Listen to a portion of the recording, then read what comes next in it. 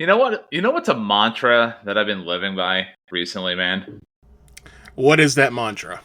So, sometimes I just look at myself in the mirror and I say, my cold, cold sailor heart says, get on your own way. But I'm going to be honest with you, man. I ain't too proud to say, but that's how I'm made. I'm glad that's your mantra because if it had been, I don't care what anybody says, she's going to have my baby, I would have had a lot of questions.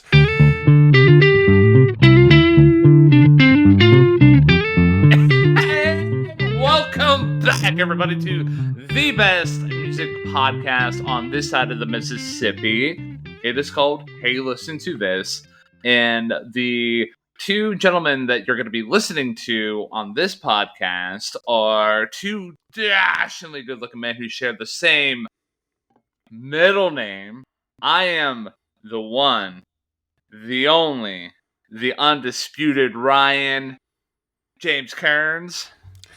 And I am the one, the only, the often disputed Matthew James Durzik. Now, what do you mean by often disputed? Is it like a doppelganger going around stealing your identity? I don't know. I just felt like being contrarian. Okay, cool. I just wanted to make sure if there was how in our podcast lore, there's that imaginative stalker that I have, or I mean, there could be a real stalker out there for me. And if there's also somebody out there who's trying to steal your identity and trying to dispute that they are actually Matthew James Durzik, I just wanted to make sure just to get continuity correct. I appreciate that. I appreciate your concern for my identity's well-being. Well, I gotta look out for you, man. So enough with that tangent because, apparently I have squirrel brain today. So, if this is your very first time listening to this podcast, first of all, on behalf of me and Matt, welcome. Second of all, what we do here is essentially every week, me and Matt essentially just share our love for music and want to explore different albums. So, we pick an album that we're going to dissect track by track every week. It could be the reasons why we're bringing it to the table is just hey, this is a very popular album. This year alone, we've covered Tortured Poets Department, Brat. And I know it's not on the same plane, but I know Dark Matter by Pearl Jam got some at least some acclaim. So it is considered to be a popular album, I think.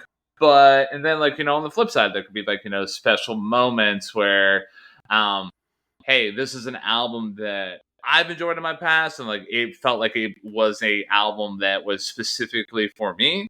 Well, maybe not specifically for me, but, something that I personally enjoyed, and I want to bring it to the table.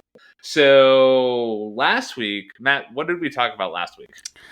Last week we talked about the 1980 release by Peter Gabriel entitled Peter Gabriel, which both you and I thoroughly enjoyed, although we both agreed it was more weird than good and more good than bad. And this week, it was your turn to pick. And what are we doing with this week? So, we're going to be going back to a time where I really was discovering and expanding my music taste thanks to just being in college and reading a Rolling Stone magazine for the first time in my life. We're going to be going back to the year of 2007, and the band that we're going to be talking about this week is Kings of Leon. Now, the album that we're going to be talking about, it's not going to be one of their most popular albums, not the album that has Sex on Fire or any of the other albums that kind of happened after that, or even their latest album that they dropped this year, Can We Just Have Some Fun? We are going to be talking about one of my favorite albums from them.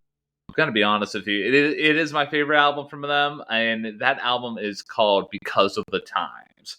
Not to be confused with the Harry Styles song. If you want to check out our Harry Styles review, maybe go 30 episodes into the future, and maybe it'll be there somewhere. I don't know. I was wondering where the hell you were going with that. Now, ladies and gentlemen, if you don't know what a Kings of Leon is, here's a little blurb about them before we, kick it off and go through the track listings. Before I even I'll do brief synopsis. I'll tell you at least a little bit of history with me and the band, and then I can bounce it over to you. Then we'll kick it off and knock up.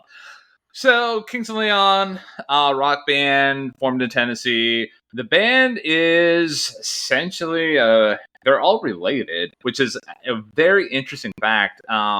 So the band includes brothers Caleb, Nathan, Jared, and their cousin Matthew Followwill. And so the band's early music, when I talk about like their early music, probably like the album that we're going to be talking about today was the first sonic pivot that they made. Their early music was basically like southern rock and garage rock mixed with like blues influences. So if you think about like, I don't know, like Leonard Skinner meets the White Stripes, that would be probably a good representation of their sound. So, like I said, this album that we're going to be talking about today was their first shift into a different kind of sound. And we'll be talking about that. I'm not going to give any more away about that. And the way that this band specifically broke out was the album that follows this one, which is Only by the Night. That was released the following year. And the singles Sex on Fire, Use Somebody, and Notion all peaked at number one on the Hot Modern Rock charts. And that album was their first platinum selling album in the United States. So they kind of broke out with Because of the Times, because that album really did well in the UK and overseas for some reason. But it was whenever they went into their next album, Only by the Night, probably the songs that people know the most by them are Sex on Fire and Use Somebody. That happened the next year and they broke out. And at least from what I've been able to briefly follow with their career, all the albums that they kind of released afterward have been kind of like, I don't know, pretty stale and generic, kind of like alt rock formula stuff. They kind of got back into the consciousness a little bit I'm going to just say for a very interesting reason, because they were the first band to hop on the NFT bandwagon with their album When You See Yourself. They were offering that album as an NFT, which is a very interesting concept, and RIP NFTs.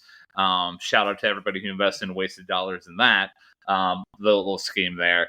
But essentially, my background with the band is, really fell in love with this album.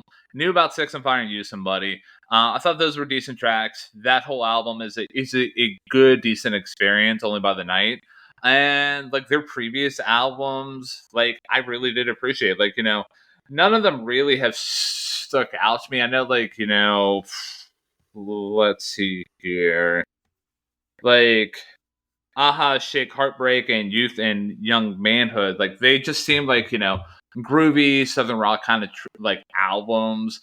And I really did appreciate what they had to bring to the table. Songs like Molly's Chambers are great, fantastic back catalog tracks from them. But overall, there's something special that has always drawn me to specifically this album here as compared to the rest of their discography. Yeah, my experience with Kings of Leon is a little bit more stripped down. I really have not followed them to the same level as you have. I know about Sex on Fire. I know about Use Somebody. And that's pretty much it. And I know that whenever those songs came out, I know particularly Todd in the Shadows, a music critic on YouTube, he had Use Somebody, I think, as his number 2 song of 2009, right behind Just Dance by Lady Gaga on Just Pop Hits. So, yeah, they had that breakout, and then they just kind of, for more or less sense, fell out of the major public conscience. And then, of course, what you said about the NFTs, I did not know that, and wow. We'll just leave that at that. So, yeah, I'm ready to get things started with this 2007 release, Because of the Times, and we're getting out of the gate with Knocked Up.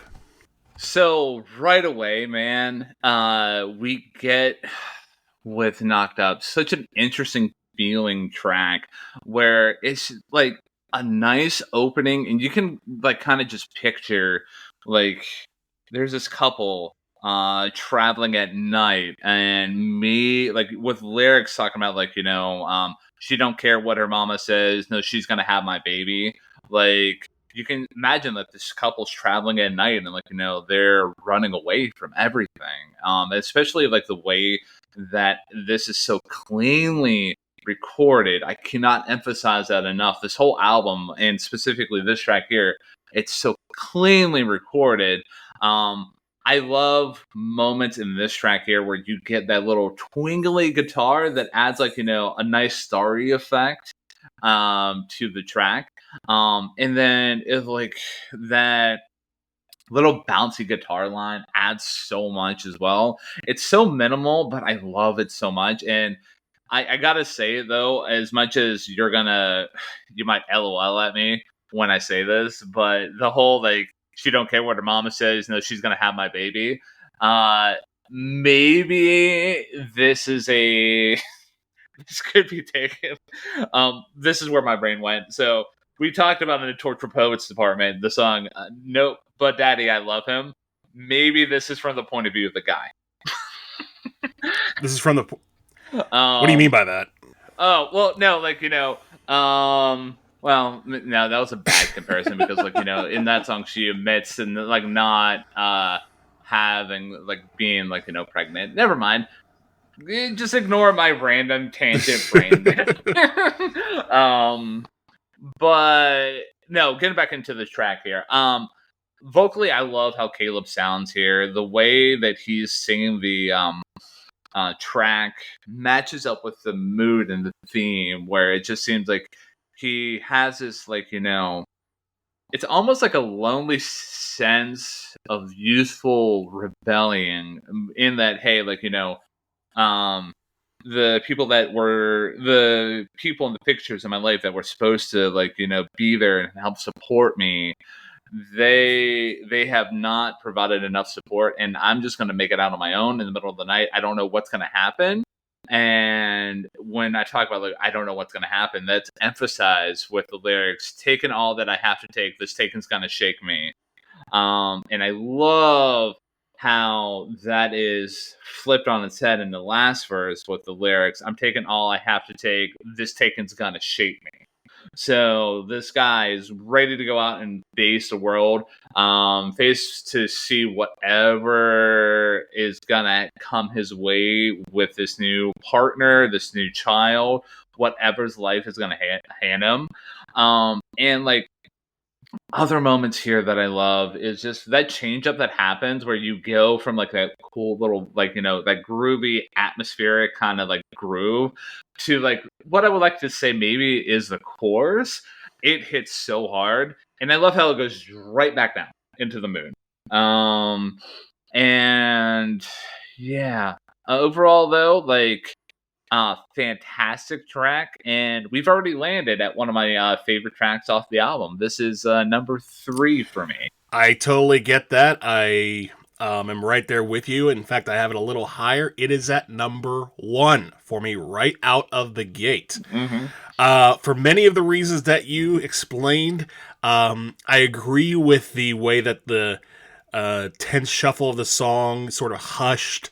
And it's very like low key, but at the same time provides this very driving sort of ideology. And I pictured in my mind that you said at night. I'm thinking like at the sunset, like they're driving across like a clay mountain, just on a road in like Arizona or California, just trying to get the hell out of wherever they're at. One thing you did not mention, which I did love as well, is that the narrative of this song is basically I'm going to rebel against my parents. I'm going to go with this girl and she's going to have my baby and we're going to make it out on our own. There feels like there's this uneasiness, like this very uneasy feeling of, I'm going to do this. I'm going to do this. I'm going to do this. Should I be doing this? And that lyrical sort of ambiguity adds a great match with the music itself, which I think is, again, just, relentless yet not necessarily in your face. I think it's a great song and a great opener. And whenever I think of this album, it's probably gonna be the one I come back to 9 times out of 10. I love that you love this track here, man, and you really added like the last little bit there about like how like the uneasiness of like, hey, like what are we gonna do? Lyrics that exemplify this are, and in the dark we say we don't know where we're gonna go. I'm a ghost, and I don't think I quite know where we're gonna go. So yeah, excellent point there, man. Overall, fantastic track, excellent way to kick off an album. Agreed. So moving on to the next track, and the next track is Charmer. Now, slight peek behind the curtain, whenever we ended the last episode, which was a live episode, Ryan showed me the first song that I would be experiencing from this album, which the band recorded a music video for, and that is Charmer. And I'll start by saying that the bass and the drums and the rhythm section on this track do have a very good groove. And I will say that the lyrics on the track are pretty solid if they're a little, minimal as far as, very basic sort of garage rocky, oh, she's a charmer. Oh, whoa, father was a pastor in West Virginia. Whoa, oh, very simplistic stuff. All that being said, we go from my favorite track on the album to my least favorite track on the album because, my goodness, we've talked about this before, you particularly on episodes, I think the Public Enemy episode and the Adele episode, how the certain noises on a track can really drive down a track way to the bottom in a heartbeat. That's how I felt listening to this song. Those yelps from Caleb Followell on this track are annoying, unnecessary, and an absolute sinker of a moment. Now, if they were inflicted naturally on the chorus or at the moments where, the track's supposed to lift off, I wouldn't mind it as much, but they are everywhere. And it seems like they're there on a very obligatory, almost, it's a garage rock song, so we have to do this type of way. It sinks it for me immediately, and the second time I listened to this track, it was an easy instant skip for me. Charmer went right at the bottom for me. One can say that you were not charmed by Charmer. I was not. Funny thing is, like, whenever I showed you that video, I knew that you didn't like this song because of the screams. Like, I was able to read it on your face. So, but it might be like, bias on my part, but like I love this track, man. The screams work for me. So, and the screams that you specifically mentioned, apparently they were inspired by a band that we've covered in the past. Can you guess that band? I actually know this because I think I read up on it. It's the Pixies. Yeah, dude. There we go. Circle gets a square. There we go. But yeah, I think those screams work so well. I love how it adds to just the overall feel of this track here. Charmer did not land in my top 3. It could have maybe crept up there, but I think I like Knocked Up just a little bit more because of the way that it's been able to like sink me into the album and like, suck me into the experience. What this track here does specifically and what it really just tries to focus on, it taps more into like the southern rock, blues rock kind of feel. Like it has like that garage rock kind of feel that you mentioned, but it's more about, hey, this is what the band can do. And I don't really necessarily look at Caleb and his vocals as like driving some sort of message, because like, let's face it, the lyrics are, they're there just to add another texture. They're not there to provide meaning or like, any sort of context. Like, yes, maybe you can look at it as like a continuation from Knocked Up to here, where like, oh, hey, the relationship is not go so good. But like overall, this is just a great jam session. I love the little like, da da da da da da da da da da da. and then like how like the band just riffs into the chorus. It just works so well for me. And then even just at the last jam session at the end of the track, it's so good that the way it builds up the listener to the last vocal passage. Overall, though, like not much I can say other than that, because this is just a jam session at the end of the day. It works so well. The screams land well with my ears, and um, again, not in my top 3, but I very much appreciate this track. And I respect that. Again, the rest of the track is fine. Again, I think you're right about the band sounding good and, being showcased well. And usually anytime there's not screaming, the track is fine. But the screaming, I'm sorry, it just, it's unignorable for me. So, yeah, I pretty much said my piece about this track. Least favorite. Okay, I mean, I could totally sympathize with you, because I know like how I felt when we were listening to the Public Enemy, when we were doing the Public Enemy episode, and the Adele episode, like you mentioned. So like I totally get your mindset. So nothing but respect. So the next track is On Call. So again, we go back into maybe the feel that Knocked Up was providing with the listener, as opposed to like keeping on with the garage rock kind of feel. That garage rock kind of feel will come back later on in the album. But with here, On Call, it's an interesting song, because you don't get the jam session kind of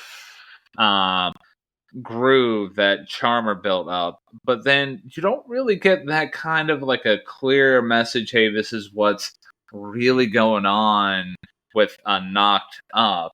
You get a song that's more about feel, and just the main message that this song is trying to provide. You can hear right out of the gate, with Caleb singing these lyrics. She said, "Call me now, baby. I'd come a running." So like, this is all just about like that devotion, and that like that devotion and that reliability that you want to be for that other person. And like some people have said, like, this track could be like, have some sort of religious themes. I just think within the context of this track here and this album as a whole, I think it's more about like, hey, like, if you need me, I'm there for you. The way that this track proves, it's pretty nice. I love how like the bass and drum here, they act as such a solid foundation for the vocals just to riff on there. And then eventually the rest of the band joins in, which kind of does add that little garage rock kind of feel, but not, and it does go into a bit of a jam session. The guitar solo is really, really good. And I love how the rest of the band works within that solo. And the only other note that I got to share here is the repetition of "I'm on call to be there." Like, it works so well. Like, maybe surface level, like it could be, I don't know, very basic and formulaic. But for me, a song doesn't need to have like, a mountain of lyrics to get an effective point across. Like, if you can sink a listener in with a feel and just a basic message, it works well. Overall, pretty great track. I agree. I like this track too. It's not my top 3, but it's very good. I do appreciate the groove on the track. Like you said, the bass and the drums and even the guitar sound really good on this track. And I wholeheartedly agree with you, because my takeaway from this song lyrically was that, less is more. You repeat a few lyrics, you get that feel going, and you pretty much can understand where he's coming from. And I agree that this is sort of it almost feels like a follow-up lyrically and almost thematically to Knocked Up, where you almost feel like that the Caleb is singing to this woman that is going to have his baby. The only part about the song that kind of jumped out at me, and not necessarily in a good or bad way, but just in a way, was the last part where, you know, it goes from I'm going to be on call to I'm going to brawl when I get there. And I'm just thinking, brawl? Are we fighting? What's going on here? I'm confused. It's like that might need a little bit more context in a song like this, but ultimately, I'm right there with you. It's a solid follow up to Knocked Up and quite a relief from Charmer. Yeah, solid song. Yeah, I think I'm interested because I actually didn't catch the whole brawl thing, and that might again I'm gonna just organically let this happen, but like that might give way to like maybe a track much later on in the album where yeah, we'll get to it. But yeah, overall, I think we're basically kind of on the same page with On Call. Works so well. So Mm. the next track.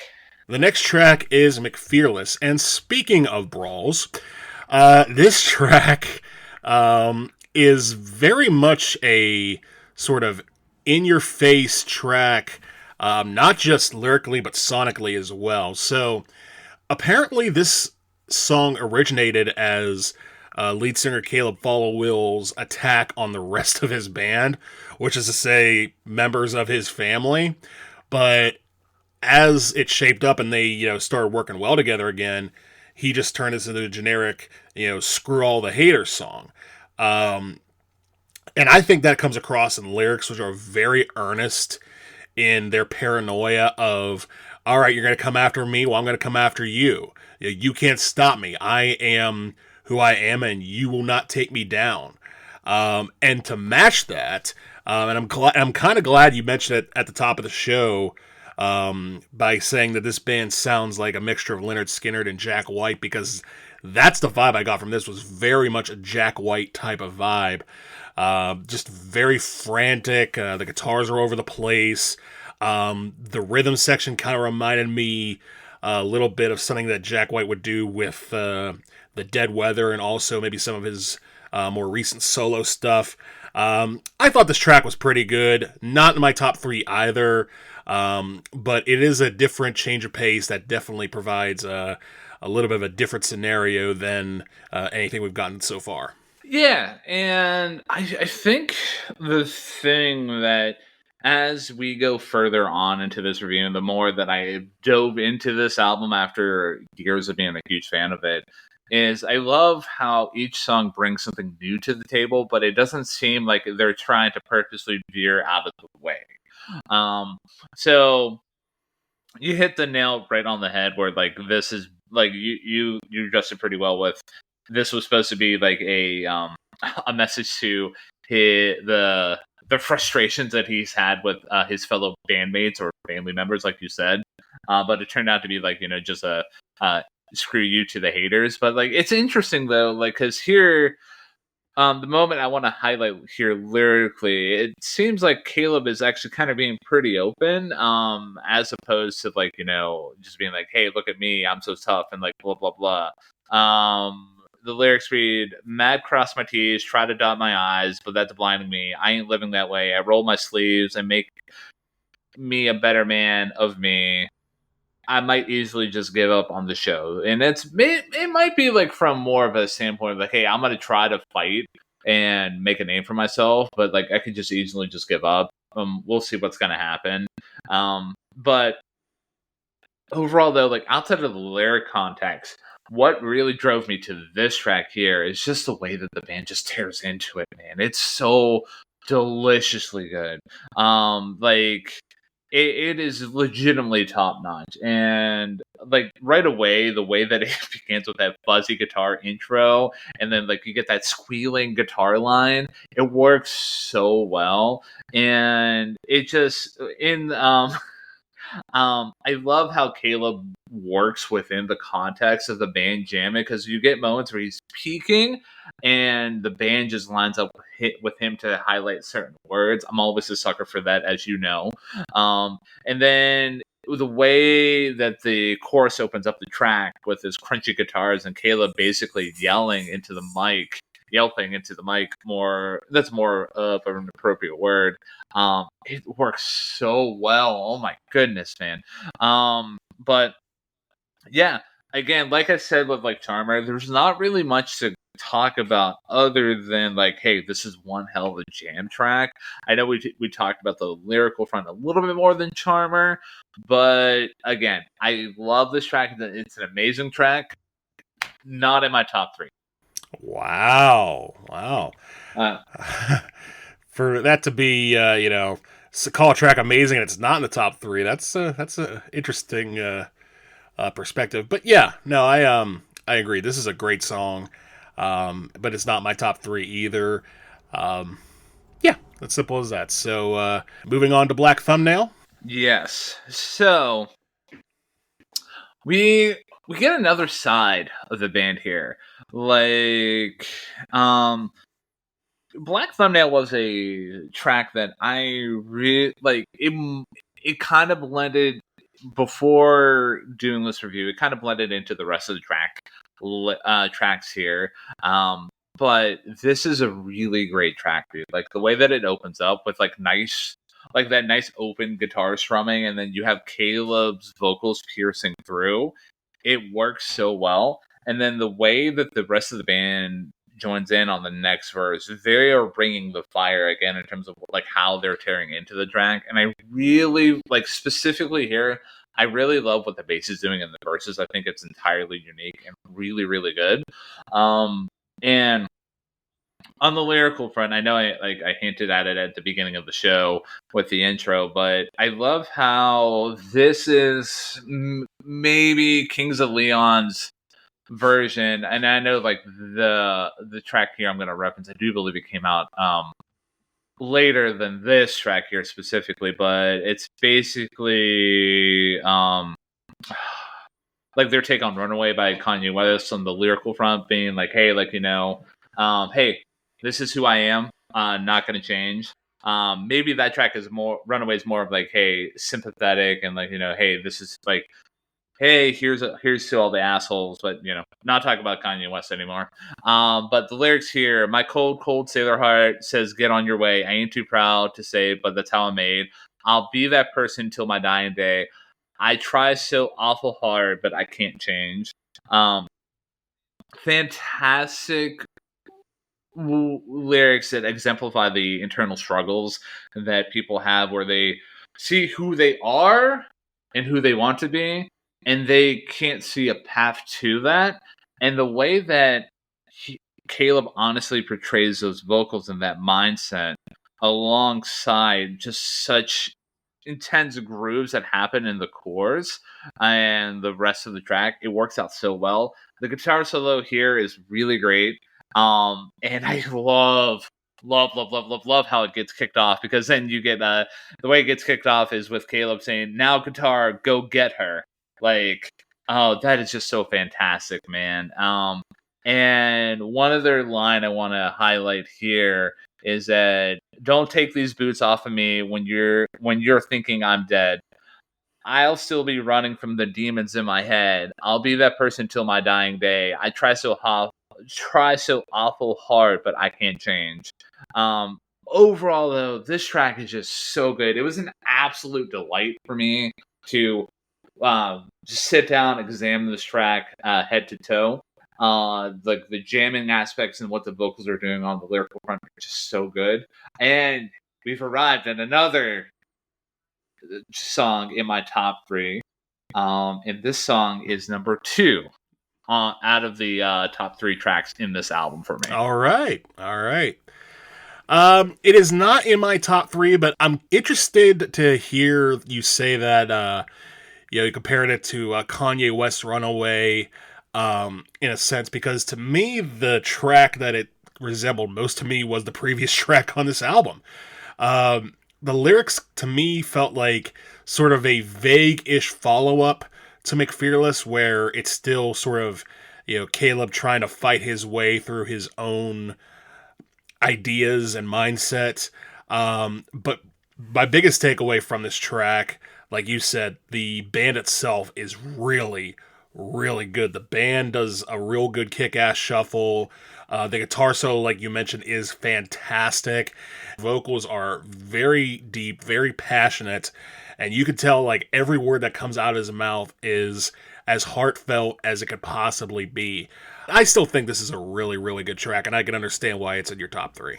Yeah, and I love that we're able to do this where like we examine albums that we've checked out before and like we can just find like gems like this. But yeah, you ready to talk about my party?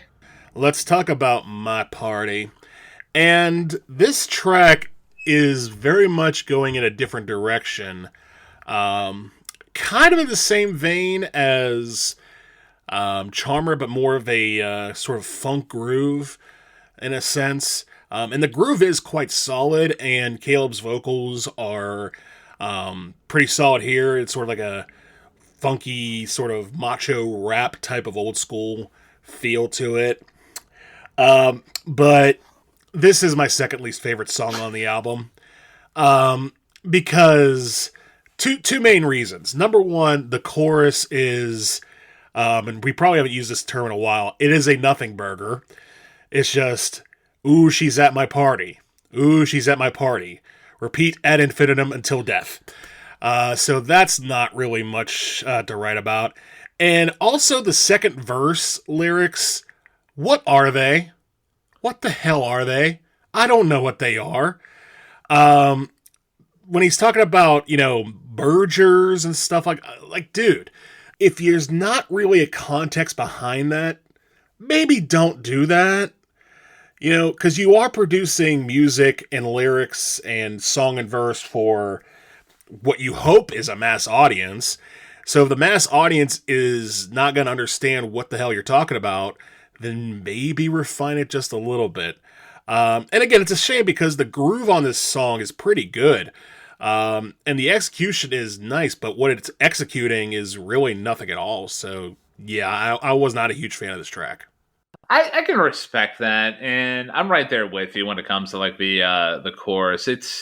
I mean, it's decent enough, and it's a nice change of pace. But I'm gonna be honest with you, like it is kind of a letdown.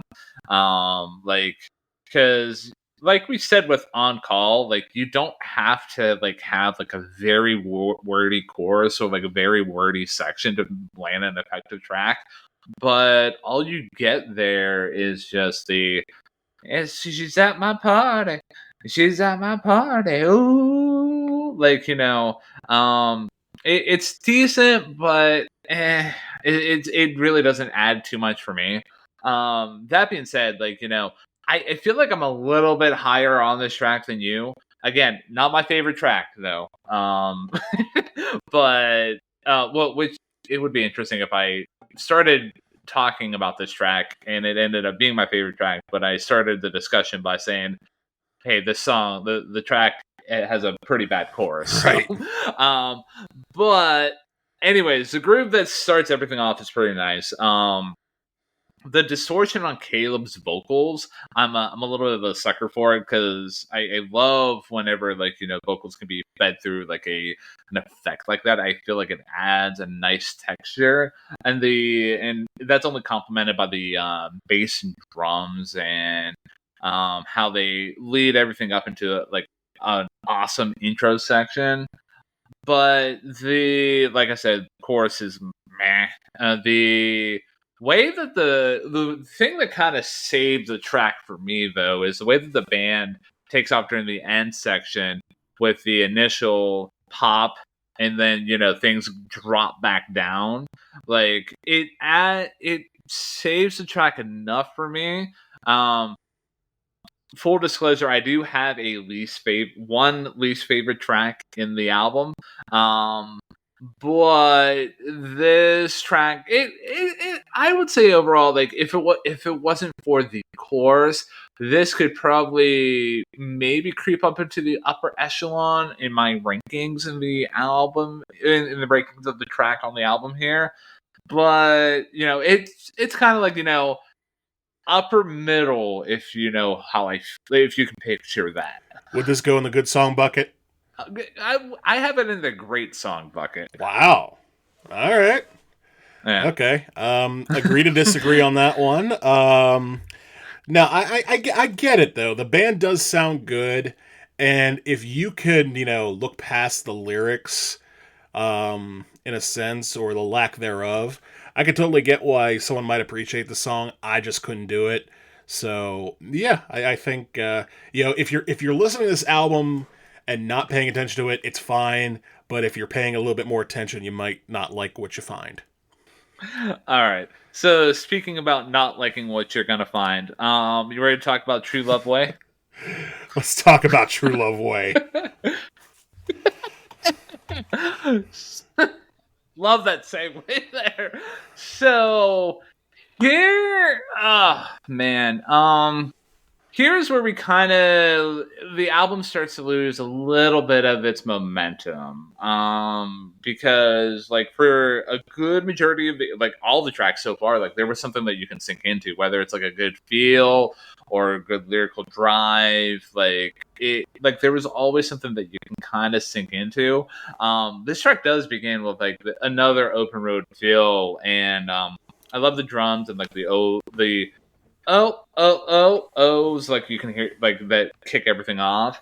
But it, like overall, this is a decent song. I struggled with my rankings with this song here specifically because it's not a bad track. I would even argue that this goes into the good song bucket, but there's not a lot to talk about. Like, you get, because it's the band's not doing enough to make it, to show off what they can do, and they don't necessarily need to do that. But if you have a track like this, it needs to be driven by the lyrics, and the lyrics are kind of eh. Because from what I was able to read into, this just seems like a a story about a guy wanting a girl, but it's not a traditional love story kind of song, because you get lyrics like "She's a cold one and it hurts me so, and it's a dark path and a heck of a cold, and she can feel me like she did before." And then you get other lyrics like "We could both share all that I have made. For a young man, it's a heck of a wage, and I feel crazy when I see your face." But like those lyrics are kind of like, I don't know, a little bit surface level, and I get what the song was going for. It's if it wasn't for the way that the bridge is executed in this track here and how it leads way to how the track ends on an excellent part, this song could easily have landed into it. Could have been another least favorite track for me. But yeah, this song is kind of like it, I struggled with this song, man. If you can't tell. I can tell that you struggled with this quite a bit. I didn't struggle with it quite so much. I didn't necessarily think it was necessarily a great track, but it's a fine track. It's solid. I thought the lyrics were uh, pretty simplistic and they get the job done. I thought the melody of the track was pretty nice. Sort of knows what it is and stays put. And I do think because of that, it's a nice relief from my party. But I agree with you. There really isn't a whole lot to assess about this track. It's very much a album track if there ever was one. It fits right in. Doesn't necessarily take any risks. Doesn't take any chances, make any mistakes. It just says, "Hey, let's make a song and put it on the album." Bam, there you go.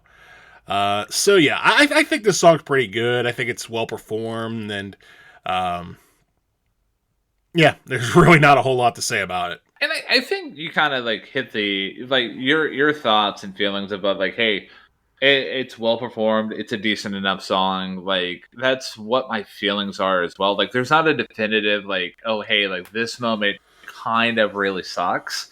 So I think that's what held it back from being dropped down any further. But this, I feel like this is the only song here that goes specifically in that good song bucket. Not great, not amazing, not like perfection.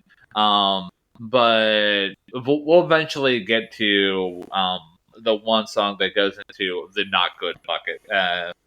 Shout out to Anthony Yeah. Fantano. So that being said, are you ready to move on to Ragu? Yeah, I'm ready to go on to Ragu. Why don't you tell me what Ragu is all about? Well, I'd love to tell you about what Ragu is all about, but it's hard to do because, once again, the lyrics on this track are not bad. I just have no idea what they are, and I have no idea what this song is about. It just is kind of all over the place, and it feels kind of in a sense maybe even more generic lyrically than True Love Way. Um, but it's not in my bottom two, obviously, because I already revealed what those are. Um, because I think, again, once again, the band is really, really good grooving wise. The word I put in my notes was island-esque. It almost feels like they're performing this like on an island or at like some sort of like outdoor jam, full of like margaritas and party hats, whatever the case may be. Um, I really don't have a whole lot to say about this track, honestly. It's again another solid album track that fits right in. Does go in a little bit of a different direction groove wise, but again, it stays well from my top three because the lyrics are just kind of weird and all over the place. And maybe you could decipher those better than I can. Maybe not. I'm not gonna be able to decipher them any better than you can.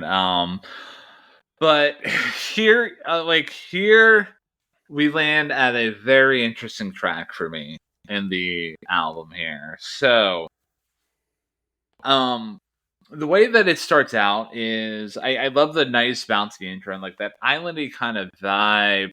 Um, I don't feel like like right away with how the offbeat guitar strumming. I didn't feel like it matched well with the free flowing guitar licks that were going on. Usually, like in this album here, like you get the guitars working in like harmonious unison or like they're complementing each other. It didn't land well on my ears. However, when we're talking about lyrics, one moment I wanted to highlight lyrically that I did love is "Here's to the kids out there smoking in the streets. They're way too young, but I'm way too old to preach." Basically, saying like, "Hey, like man, whatever. I'm not gonna talk about. I'm not gonna talk to the kids about the dangers of smoking. I'm too old to preach to them, and they're too young to be smoking in the streets. But whatever."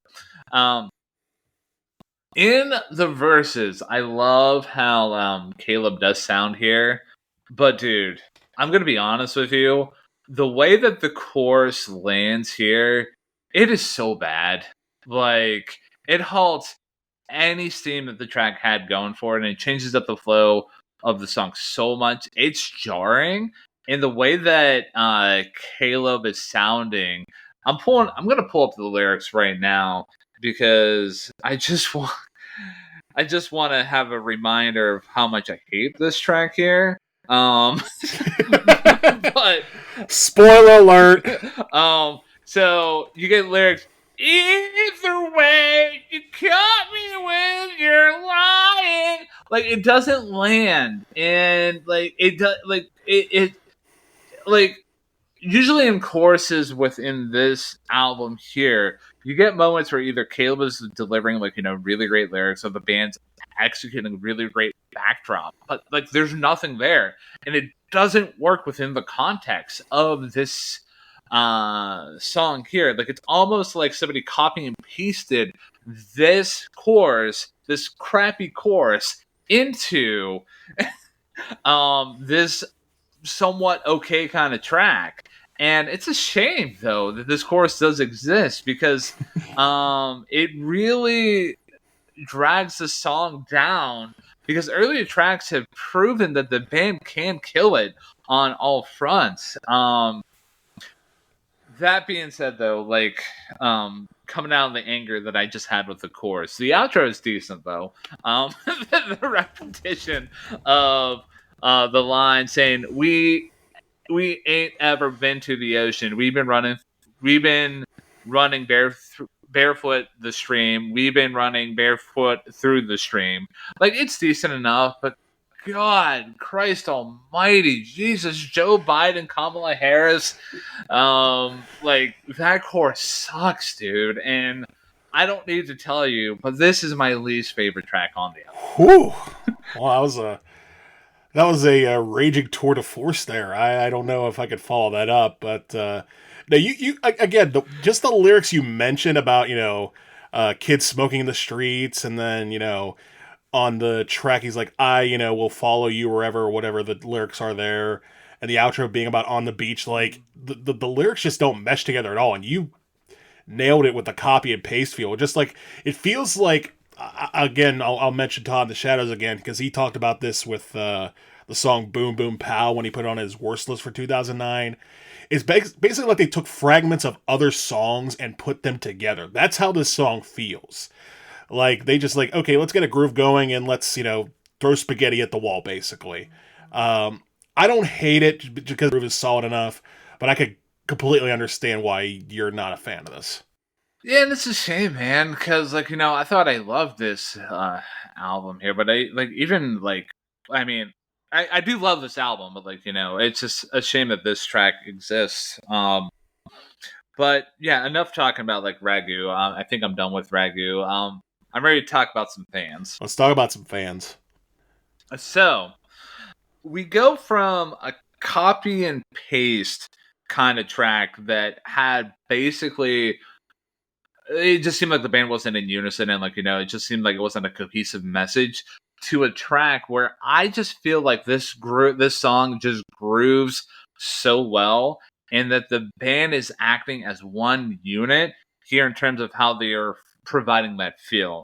And I love how it just, you get moments where you get the hits and the pops, the simple instrumental break that occurs here. I love it. I love how it ends, and it kicks you right back into that groove. And lyrically, it just feels like this song is just a nod to their fans, with lyrics that depict several different types of fans. And the bass line is fantastic.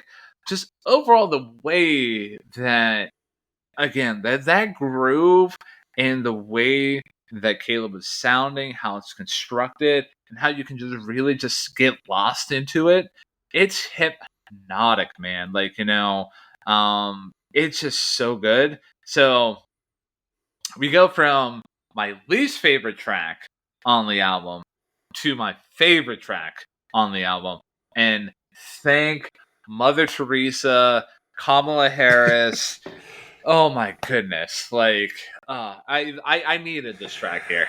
I honestly agree with you wholeheartedly. It's also my top three. It's at number 2, and after the first listen, it was actually my favorite track as well. The only reason it's not is because it kind of lost a little bit of luster on the second go around, and it didn't hit for me as much as something like Knocked Up. But you're right. I mean, the melody is simple, but it's fantastic. And you talk about feel, they just get that melody out there and they just keep on going, keep on going. They, just sort of ride that until the very end. The chorus lifts off in the right place and it sounds great. Lyrically, like you said, it's a nice nod to their fans. I think it was specifically their fans in the UK on this track.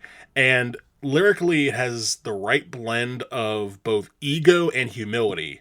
Basically saying, thank you, fans, and here we are. We have fans. We have an audience. Ha ha. It's sort of a weird sort of we're on the hill, but thank you for putting us up on the hill type of vibe. And again, this was very, very close to being my number one track as well. It is such a great melody, and again, like Knocked Up, one of the tracks I'll definitely be returning to when I return to this album. I'm glad that we're in agreement with this track here, and it feels like for the most part, yeah, never mind. I was going to say, I feel like we've been in agreement with a lot of the tracks, but then I remembered Charmer, and I'm like, okay, yeah, never mind. All right, cool. Another note that I'll just say here about fans as a whole, and then what we can pivot over to the runner, is that the way that the track ends with them just writing out the groove, only to stop on a downbeat, is so good. And you just hear that faint guitar, it just adds a nice little ending to the track. But Yeah, just moving on to the runner. So, who is the runner, Matt? I'm not sure who the runner is. Definitely a bit of a darker track compared to fans. Definitely has a slow burn feel to the track. You know, mostly bass and drums with just a little bit of sparse guitar and Caleb sounding, you know, kind of on a somber side. Lyrically, I think it's a little on the haphazard side, but not necessarily bad. In fact, my thought is that this almost seems like a dark flip side lyrically to Knocked Up, um, where Caleb is just trying to like figure out, you know, now what do I do? You know, am I going to be able to be this person that I want to be? Is this the person that I want to be with? What is going on here? And again, such a sort of dark, brooding mindset that's being provided to this track is really matched very well by the band as far as providing sort of this dark undertone. It's not in my top three. It does kind of fit in the album though, and I liked it. I liked it. I'm right there with you, man. Like a lot of the dark themes and like how this could be is within the same like sphere as like Knocked Up in terms of like a storyline. It lands pretty well. Um, Again, we ran out of tracks in my top three as well. Well, at least in my top three.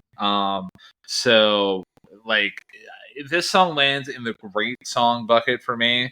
I love moments that I love here, though. It's always about those like lyrical moments, those little moments. Um, I love um, the nods to no, I don't want to say nods, but like the moments where he's talking about like I talked to Jesus. Jesus says I'm okay. Where you like the narrator here could be just feeling like very down on himself and like very like hey like am I okay, and Jesus like you get that character is just like hey yeah you're okay, it's okay man. But in terms of like sonic textures, the way that everything kind of kicks off with that faint guitar lick alongside the drums, it really gets you in that build right away, as similar to like Knocked Up. And one moment, like the moments that I really did like in this track, is that moment of pause that occurs at the ends of phrases are just so tight. I love it. The build up in the chorus is pretty good. And the faint background vocals that you hear at the ends of phrases are tight. Um, but yeah, overall though, this is again another track about feel. Maybe not like it has a little bit more of a lyrical depth to it than like On Call. But lyrics that I really loved here are, and it's cold when you're near cold when you're near any bottle, and then you get other like this moment here where you get really the sense of isolation within a relationship. Lyrics reading, well she says she's on her own, I'll be pacing on the phone, taking numbers, taking blame, awfully sick and tired of the gang. um Overall though, like decent track. I feel like again, this is another feel kind of track, and this is where songs like True Love and especially Ragu pale in comparison, especially maybe like True Love more so, because that song was trying to go for more of a feel and like lyrical depth, and there was really nothing there unique. Here, you get more of a sense of intimacy and like the community that you can get here, especially with like I alluded to with the talks about like talking to Jesus and like hints of like alcoholism is like self-hatred, self like loathing. It lands really well. Maybe if there's a little bit more to the bone, songwriting wise or lyric wise, this could have easily crept up there. But again, love the track. I do too, and it's funny you mentioned like how this song pales in comparison to like of True Love Way or Ragu. Um, just a reminder to all artists out there that juxtaposition matters in your albums, and that if you set the standard so high on tracks like Knocked Up, make sure to try to follow that up as best you can, because otherwise it's not gonna look great. Yeah, and even that. like, this album is 14 tracks long. I could have just cut it out, man. Like, it doesn't need to be on there, but like, I don't know, maybe, I didn't look into this album here was self-produced, and if it was self-produced, maybe like they were like, nope, we're keeping it. But yeah, moving on to the next track, which is Trunk. So we get another kind of feely kind of track here with Trunk here.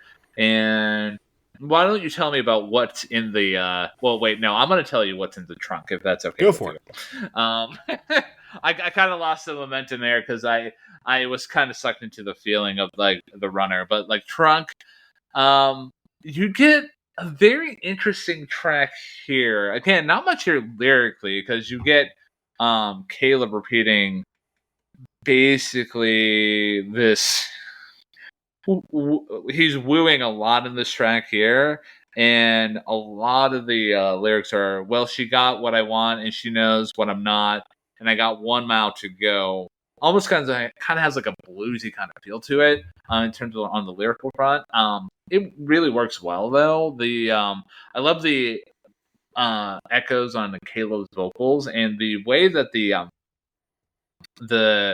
echo the distant guitar kind of it hits and then it moves into more of a salsa kind of groove kicking off the track. It lands really well, and I just love how this was structured and it was recorded so well. Again, not much to say here, and you don't need to really say too much about this track here because I mean it is what it is. The groove lands really well, and it's another kind of feel track, and I'm all here for it. I am too. I think the feel on this track is quite good as well. I will say the one knock I have on this song is that I think Caleb's vocals are a little on the strained side. Not so much that it sinks the track, but enough that I noticed. But aside from that, you're right. I mean, I thought the ambiance of the track, the feel of the track was very similar to that of something you get from like early Doors. Sort of like this sort of samba vibe on the drums and, very out the desert type of vibes. As far as why the song is called Trunk, my guess is as good as yours.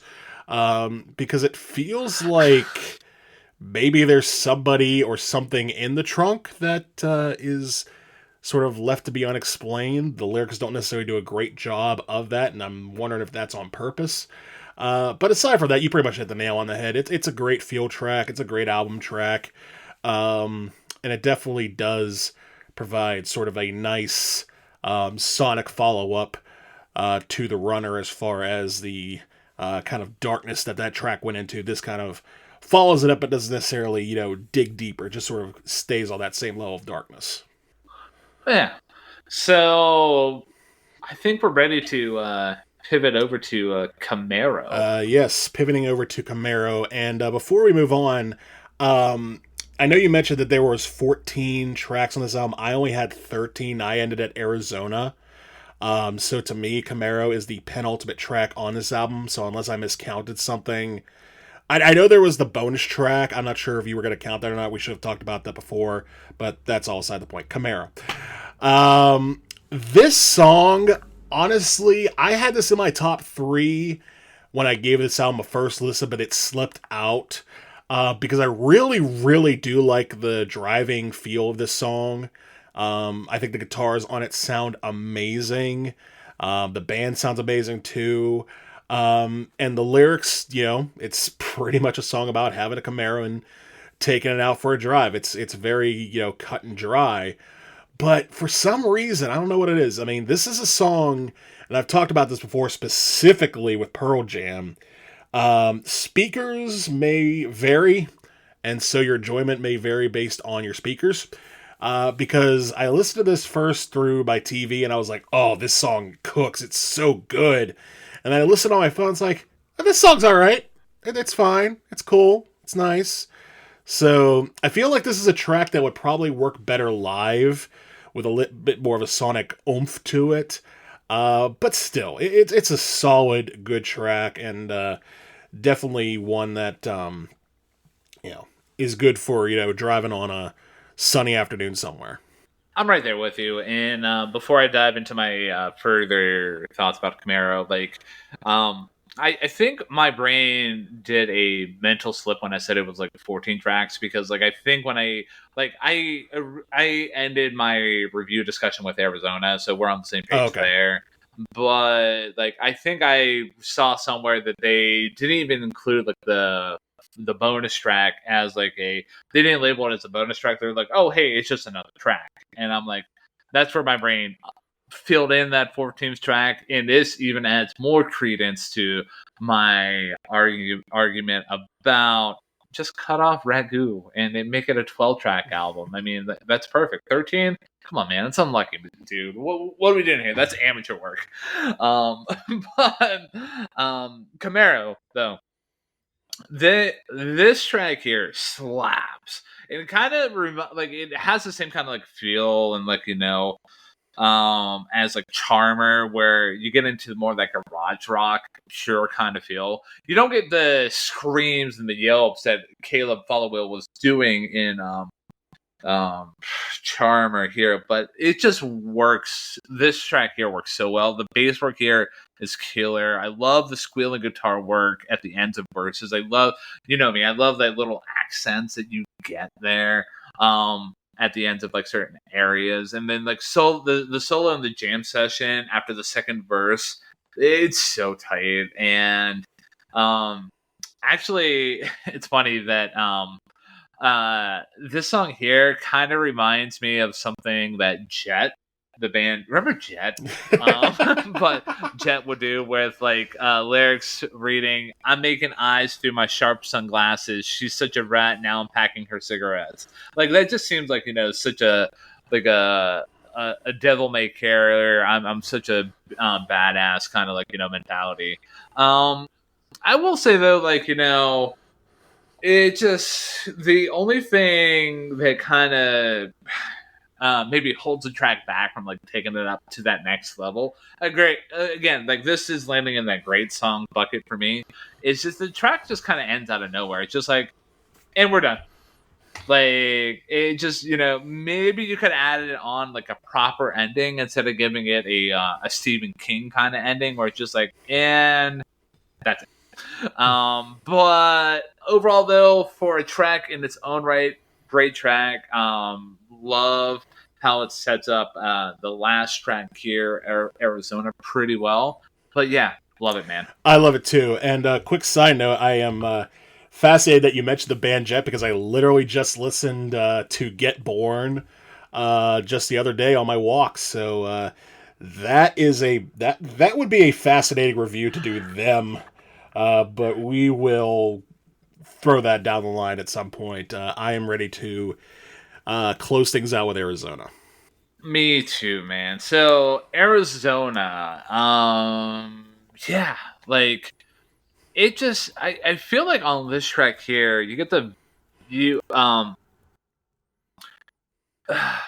but sorry, brain is trying to process what I'm trying to say here. So like here, like in many of the track, like some of the tracks here in the album, you get Caleb singing lines that set the scene, but the music itself is the main attraction.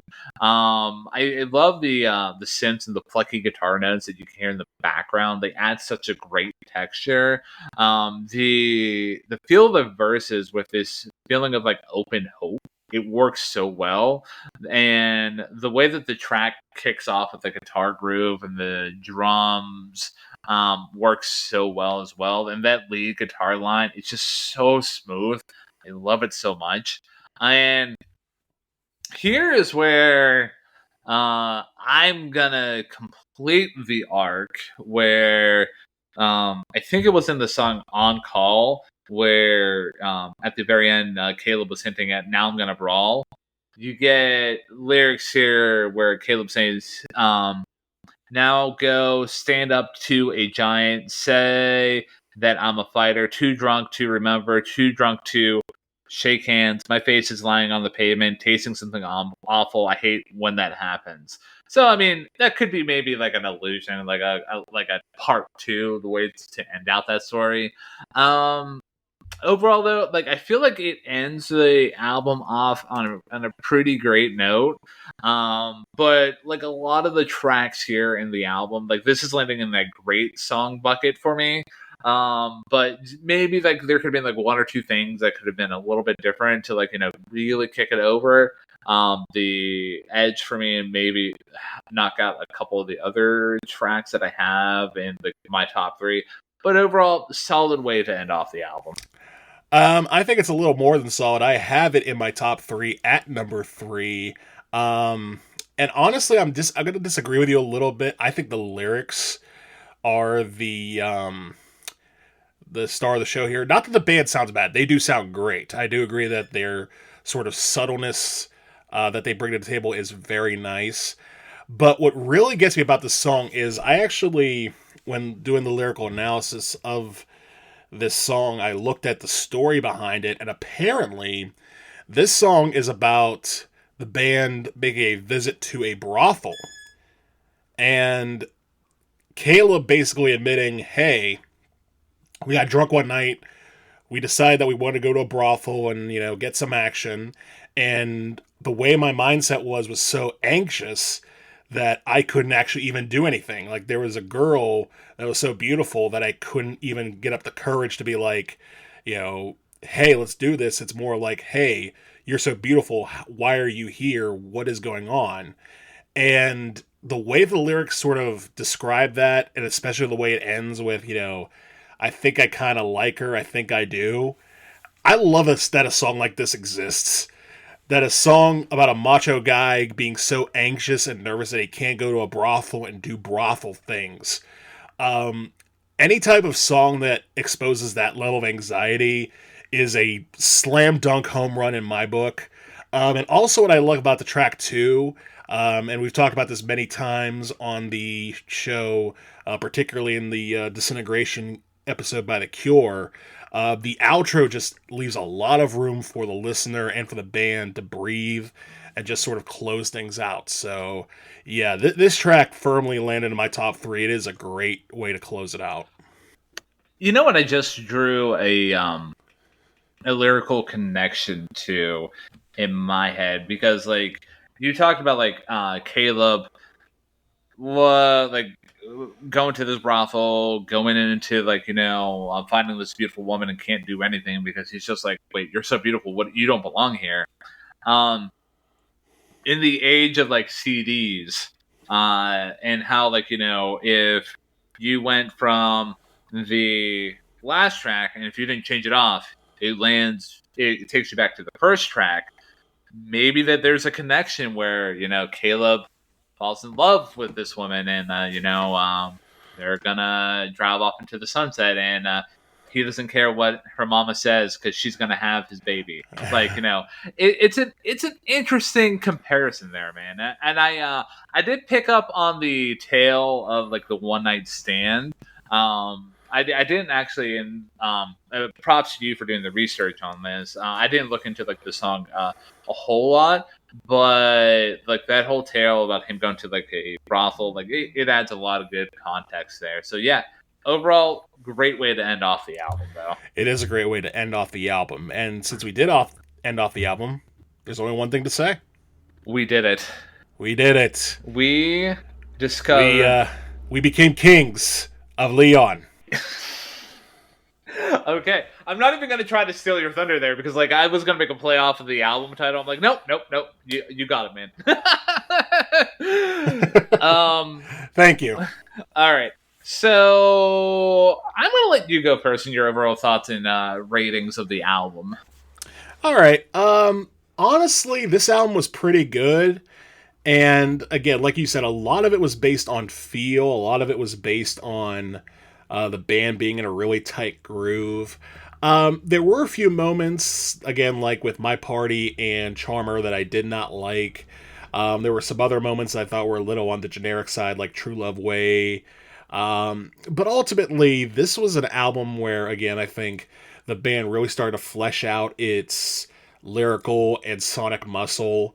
And again, some great moments like Camaro, like Arizona, like Knocked Up, like Fans. Just really, really good sounds all around. Um, at the end of the day, is this an album that I'm necessarily going to be like, oh, I need to listen to this album again? Not particularly. But it's a good album, and I am going to give it a 7 out of 10. So I'm right there with you in terms of like, my appreciation for the album. I do love how this does explore many different styles. Out of all the tracks here, we all know, and that there was one track here that was just an absolute clunker. And I think that, well, that goes up. My discussion with about that track and that chorus itself probably goes up there with one of my most ragey moments in the history of the show. However, my relationship with this album here is pretty special because I it's one of those albums that like I said at the beginning of the review here, that I connected with when I was developing my musical taste. And time in, time out, over the years, I will revisit it. And it's been a good thing in my life. Um, and the way that I can compare it to is like, it's like having an old friend, like whether it's high school or college friend that's been in your life throughout many different years. And like for me, my experience reviewing this album and like dissecting it was like connecting with like an old friend after all this time. And just I love how this band just grows throughout this whole album. Caleb sounds amazing. Songs like Black Thumbnail, my not my party, Fans, and Knocked Up develop grooves on so many different levels. I very much appreciate the band on even a higher plane now. I might actually check out a little bit more of their other catalog, like the albums that followed Only by the Night, just to see like what else does the band have to offer, because maybe like there's some good gems there, or maybe this was where it peaked and that's about it. I don't know. We're gonna find out. But in terms of like an overall reading, though, I'm a little bit higher on this album than you are, and it's probably due to my unconscious bias, where I've been with this album a little bit more. So I'm gonna give this album a solid 8 out of 10. And that brings our average for this album to a 7.5 out of 10. Because of math. Because of math. As far as album recommendations, I'm going to keep it simple because, talking about the garage rocky sound that was sort of, building around this time, I'm going to go with an album that I haven't listened to in a while, but I know I've given listens to before. And it's an album I really do like. And it's from 2010. It is the album called Brothers by the Black Keys. A little bit more stripped down and a little bit more of a two-man operation because Black Keys are two guys. And if you're definitely digging the garage rock vibes and the sort of shifts between darkness and upbeatness that this album provides, Brothers by Black Keys is where I would send you next. Excellent record, man. So the album that I'm going to recommend is, the album that Kings of Leon released this year. And that album is Can We Please Have Fun? For me, it was a decent return to form with the band. It was the only Kings of Leon album since Because of the Times, and even probably like Only by the Night, that I've repeatedly gone back to more than once since listening to it. So, solid recommendation if you're a fan of this band and you've yet to check out that album. Or, I mean, hey, if you're a fan of me and Matt, check out, Because of the Times, because we both like it. Check out our recommendations. Both excellent albums in our opinions. But yeah,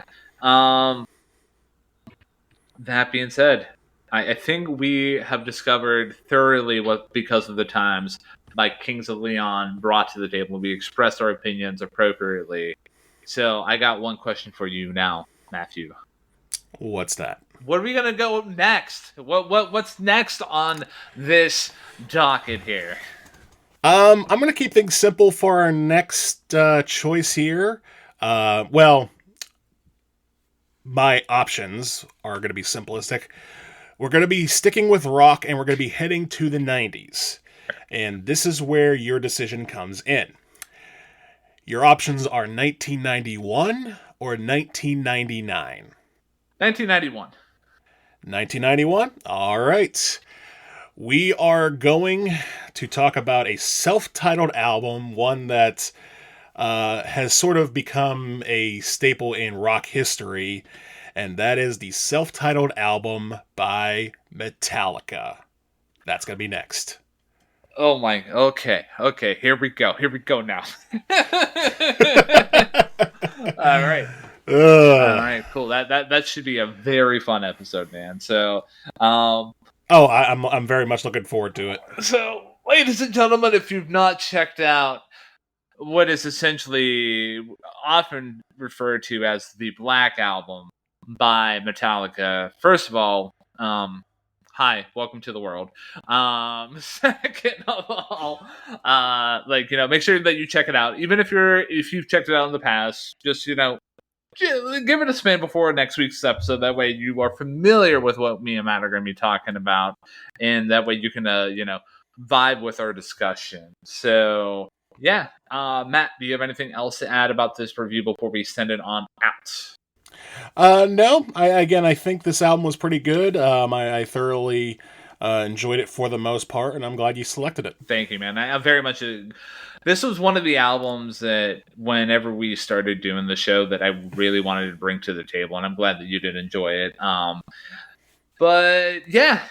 Speaking about enjoying things, ladies and gentlemen, if you enjoyed this episode of Hey, Listen to This, the best way that you can provide me and Matt support for this episode and this podcast as a whole is give us a positive rating and follow us on that podcasting platform of choice, whatever action you need to do to make sure you stay up to date with the newest episodes.